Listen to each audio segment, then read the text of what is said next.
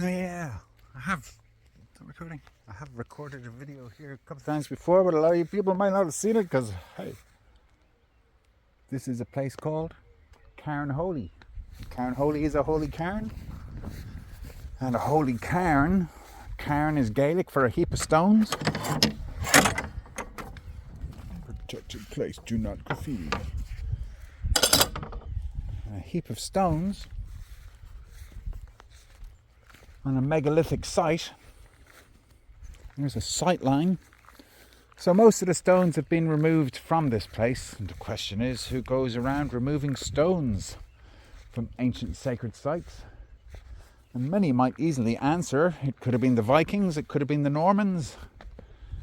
It's a bit like as if Homo sapiens might want to remove any idea or any trace that the Neanderthals were highly intelligent beings. And just because their intelligence was kind of different to the Homo sapiens doesn't mean it wasn't intelligent. But it would seem to me as if the Homo sapiens tried to wipe out the idea. So what's another way of saying this? That the farmers wanted to wipe out the hunter-gatherers. So the stone may have originally been upright, like these ones. Who's to know really if this stone was actually here or has been replaced here, kind of thing. Alright, this place is aligned with the sun, the moon, Venus, different times of year. There likely would have been a lot more of these cairns on these horizons. Here it is looking over the sea. That's Luce Bay. Luce Bay, Luce, Osgala. Osgailga in the Gaelic language, Luce means light, as in Lucifer. More strange things there, isn't it? Lucid.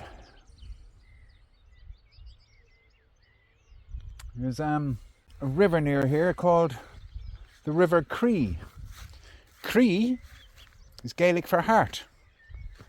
Streaming love in the River Cree. There's also Creetown. There's also a River Dee here, which in Scots Gaelic, Dee is like dew, which means dark, a dark river, or river of darkness. There's Glen Luce, the Valley of Light, light and dark. Isn't that interesting? All these old language transitions. So the unconscious, the subconscious, the conscious and the superconscious, 4 aspects of consciousness, could equate to body consciousness in the physical, biological, regional dimension. You could say that the unconscious could be the body consciousness, which would be the id in the language of Freud.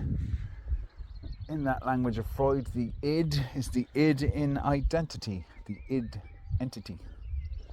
And then one could say that the emotional realm of feelings, the field of feeling fields, would be the subconscious. Subconsciousness is feeling, the unconscious is body, the conscious is the mental realm of thoughts, or the field of thoughts. Thoughts as a layer of abstraction upon the feeling field, attempting to analyze feelings. Essentially like light entering darkness, to shine a light to try and see what's happening in the emotion, to see where are these emotions going, kind of thing. Because it is in many ways the emotional field that creates motion, that pushes forward, that it is the will. So the will is also a word for feeling, and the feminine, and the mother's will, for it is the mother who creates, and it is the feelings who create. And it is a feeling and emotion which creates space, kind of thing. And then the superconscious, in many ways, might well be the light of the sun that's outside of this realm. The light of the sun, in many ways, could be seen as time, for light emits time. And this could be the superconscious. And I'm not saying this is some hard and fast rule, not at all. But if it makes sense, you don't have to make it make sense. So the superconscious realm, in many ways, could be said to be the logos of the Son of God, the logos of God, the word of speech, the word of verb, the verb age of time. That language is what constructs the world through which the eye sees mentally. Men keep account. To keep account is to keep a story. To keep a story is to construct sentences and paragraphs to picture and symbolize. All these things I say, and more, so shall ye in the fullness of time. The idea that there was a time before time, and the time before time was created. Creatrix loved to play, to breathe life into light and shine. Always time was created this way. All lights in this life came from one light. Before that the darkness reigned. The first light was born out of darkness, and that was when everything changed. Unseen became seen in a bright white stream. Delight of one born out of naught, the shock of his birth brought joy and brought mirth in the heart of the mother of all. She laughed deep inside as she beheld her love child, and her whole being smiled with elation. The fun has begun, my first child, my son, father of all my creation. The first light was flying in the midst of naught, when suddenly began his very first thought. Who am I? Flying in the midst of all, he felt, he could hear an answering call. You are the firstborn, the child of the night. You are the first love. I call you delight. Delight within darkness. And toward the end, we angels, we have landed, for our inheritance is ours to claim. And these vibrations of love we carry bring providence and fame. For as these days are passing, we enter more and more. And as old age is now past true, we have opened all the doors.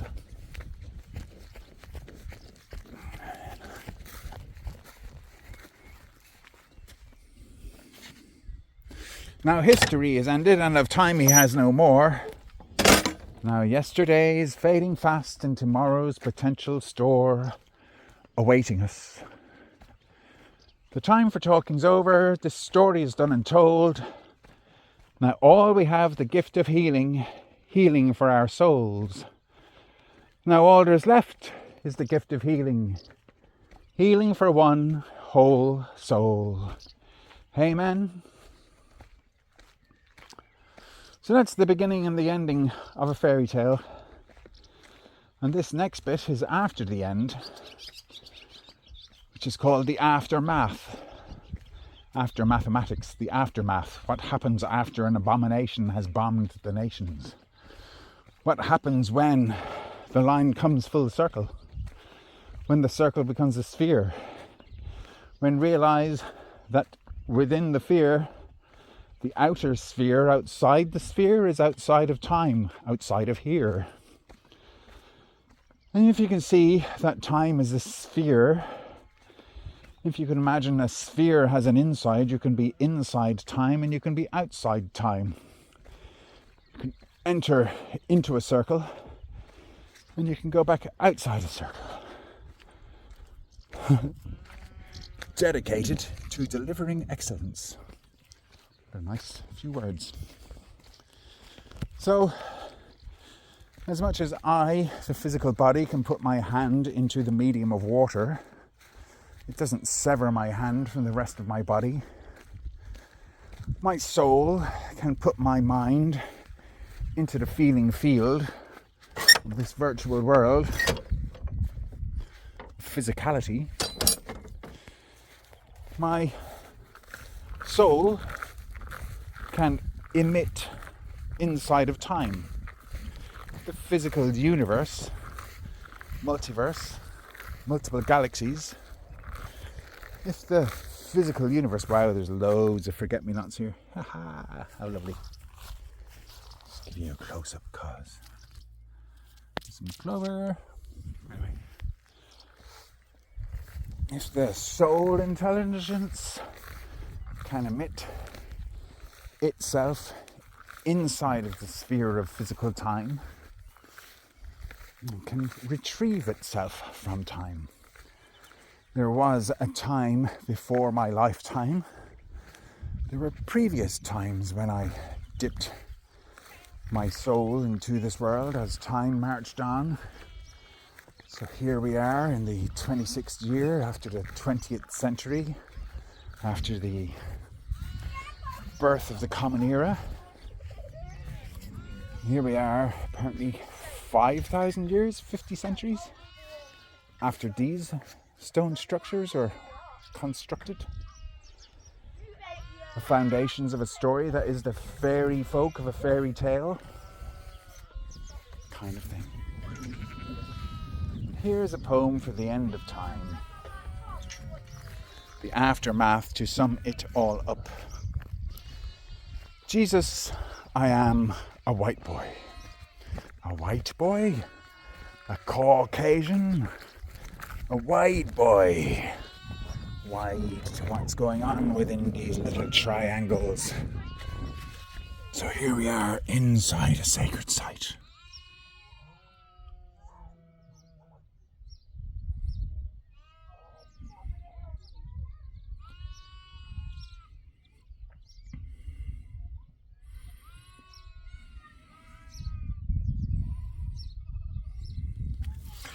Jesus was a white boy. His granny came from Avalon. I know this because my friend, the ruthless fish, she told me so.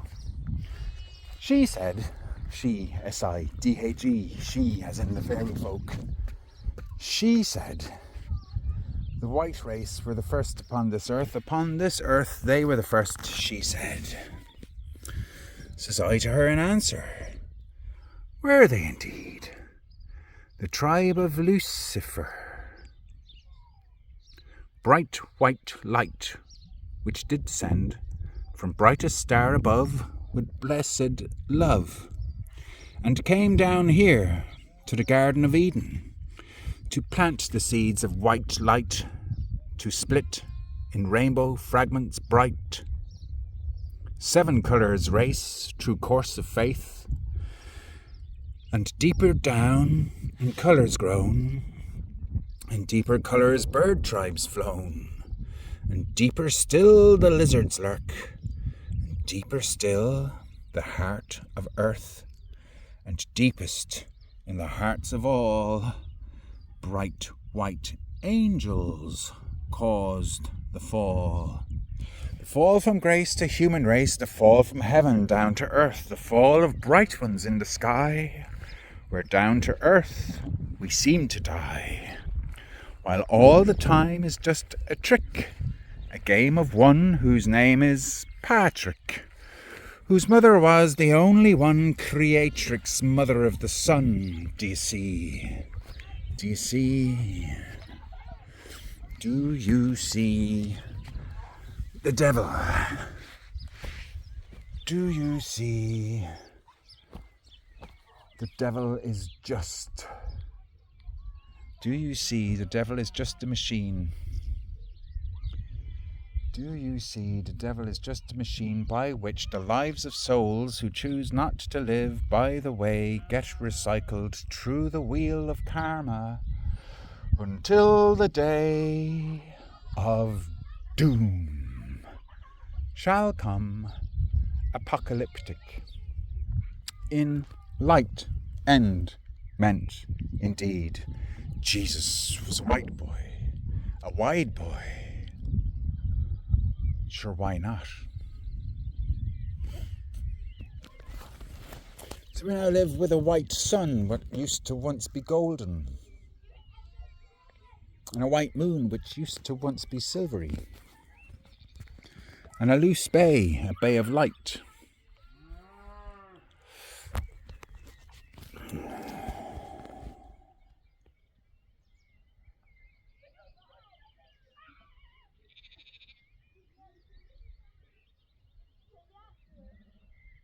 People berate the bleating sheep as if to follow the Lamb of God is going to lead them to fall off the edge of a cliff, or to be penned in fields. Penned in fields? Sheep pens. People talk about sheep and wolves' clothing. No, they don't. They talk about wolf in sheep's clothing. No, they don't. Yes, they do. A wolf in sheep's clothing. I've never noticed anyone else notice that a wolf is the word wool. Wolves. Wolves. Wolvest. Wolvest. So yeah, a wool vest is sheep's clothing. So there are so many games one can play with these words. One wonders why a swallow and a swift fly the way they do. One wonders how this creation happened. And I tell you, Genesis doesn't really explain it. The only thing Genesis actually explains is something about how this temple got built. Temple, where our temple mind, this yard, this skull, the knowledge kept in Golgotha, upon which Christ was crucified, kind of thing. I'm not a Christian in the ordinary sense of the word, in terms of following a religion or being a part of religion. I'm more apart from religion. But the things that the religion is based on are quite correct, are quite aligned. And what the church has done with religion is to separate. For a church is a kirk, is a circle, is a cirque. It's a circle. And a circle actually divides the inside from the outside, and the outside from the inside, the inclusive from the excluded, kind of thing. So when people talk about an elite, they're really talking about a circle, kind of thing. And when people talk about the church in a positive way, they're talking about the church extending the circle to include the pagans, so that the pagans can be converting from the outside to the inside of the circle. So you can see it as sick, or you can see it as healing. You can see healing as being calling a dog to heel, kind of thing, as part of its training. You can see things in any way. In any way you see fit. You can fit a circle inside a square, and you can fit a square inside a circle. You can fit a circle inside of a cube, and you can fit a cube inside of a sphere. You can fit a sphere inside of a cube. You can fit a cube inside of a sphere. Is a sphere inside of a circle a tesseract? Truly? Is that a third inside of a fourth? Is that third inside of a fourth, inside of a fifth, inside of a sixth, inside of a seventh? Kind of thing. Are we describing dimensions of how vast one's imagination can be, of how big this physical universe is? Is a universe just a way of saying your multiverses are still part of a whole? No matter how many compartments and apartments, one can always imagine a whole that encompasses all the inner ones. My body is an organism, and yet inside of my body is loads of organs, and inside of those organs are loads of parts, which are organs. We are demi-organs. Demi-morgans? Demi-morgans le fay. My whole fairy tale thing really is saying that there were ethereal beings who were feeling beings, who were the fey folk from before the human beings, that the human beings are mental relative to the fey beings. For the fey gay beings before humans, which is another way of saying Neanderthals before the Homo sapiens, because again, Genesis in the Bible is describing the birth of Homo sapiens, mentally, giving an account of their birth story, their birth charted. For in that Genesis story, God tells Adam, you need to name all these living things. You need to give a name to all these things. Just as he gave a name to Adam and to Eve, kind of thing. So they could cognize each other and then recognize each other. As distinct from others. As distinct from the mother other and the father other. For we are close to the mother, for I sit on the ground. But the father in the sky is farther away. Kind of thing. Anyway, thus with the words I play. But in being able to name things is to be able to remember things. To be able to remember things is to be able to store things. To be able to store things is to be able to hold things in memory, which requires a mitochondrial DNA, which is a feminine capacity. To pass on the genealogy in the biology. Genealogy in the biology, thereby working the magic of making things appear by summoning. Say a name and call somebody to me. Allah. Kind of stuff.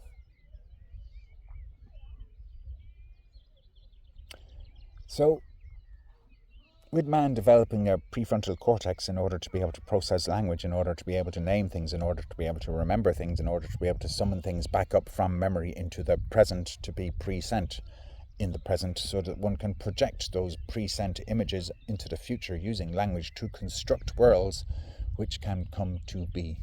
Hey, over there is like a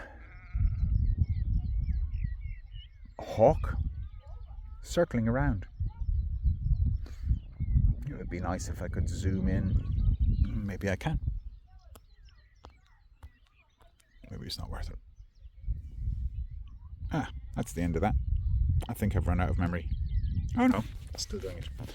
Anyway, the prefrontal cortex is the bit that processes text. And in processing text, one is able to create a context. And be able to create a context is to be able to create a world. And be able to create a world is to be able to inhabit a world. And to be able to live inside of a tesseract is to live inside of a world. To be able to live inside of the construct of our mind is to be able to live inside of a world. And project the world onto the screen of the world so that I have my world and you have your world, and to some degree we can communicate between these worlds. But all of that caused the brain to expand, which caused the skull to expand, which causes the pain in childbirth, which is described in the Genesis story. And having a context to be able to create a model of the world with which, that bird of prey just did indeed circle around and then did strike. Did go down to ground and catch something and fly away with something, and is being chased by a crow. Anyway, that's an aside. A little bit of nature speaking.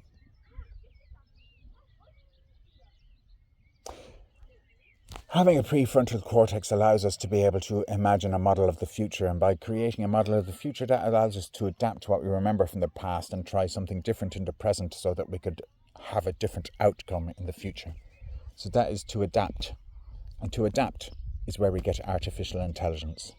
The intelligence to be able to adapt a new practice and to keep practicing until we get good at creating a different future. And that's how we created all of these buildings, towns, cities, commerce. The promise to pay, the promise to return, the promise that if you give me this, I will give you that, and they can be of an equal value, bartering. All of this monetary system is essentially a spiritual system of trust. Now, sure, it may be far from trust these days, for those that have the most have more, and those that have the least have less. An algorithm, another thing that's in the New Testament. To those who have the most, more will be given. To those who have the least, all will be taken away, type of thing. You've got to wonder how these things get to be there. And part of how they get to be there is in discovering how to write, which is the Greeks. The Greeks started to compile all the oral stories from around the regions, and those oral stories get written down, inscribed, described, scribbled, kind of thing. So books get included, and those books eventually become the Bible, the Old Testament, the New Testament. But they're all actually Greek. The Greeks were geeks, and they wrote down the codes, and those codes run the programs of the mental sphere to fulfill possible futures, which is what is prophecy, through diction, to be able to create the roadways to eventually make spaceships, to be able to take photographs of what it looks like from outside of the Earth's orbit, kind of idea. So here we are, potentially at the end of time, because what is the AI? The AI is a large language model. And that large language model is doing what we do, just doing it faster. It's not doing anything different to the artificial intelligence of humans. We're hallucinating, it's hallucinating. We're attaining towards some ideal of truth. We haven't really got there yet. The silent listen. Everyone else is muttering. I'm going to finish muttering and leave it there. Thanks. Bye.